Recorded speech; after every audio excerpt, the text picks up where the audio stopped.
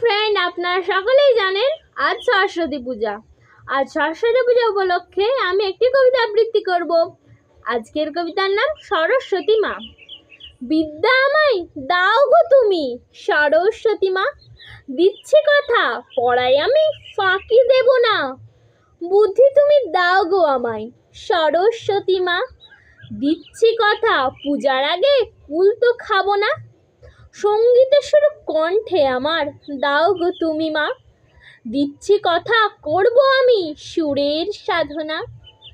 বীণার তারে দাও গো আমায় সুরের মূর্ছনা, নৃত্য রেওয়াজ করব যেন বিনা পানি মা। নৃত্য যেন সর্বদা হই আমি প্রথমা, দিচ্ছি কথা কিচ্ছুটি আর চাইব না আমি মা। নমস্কার। আমার এই কবিতা যদি ভালো লেগে থাকে অবশ্যই লাইক, কমেন্ট, শেয়ার এবং সাবস্ক্রাইব করতে ভুলবেন না। আজকের জন্য এটুকুই।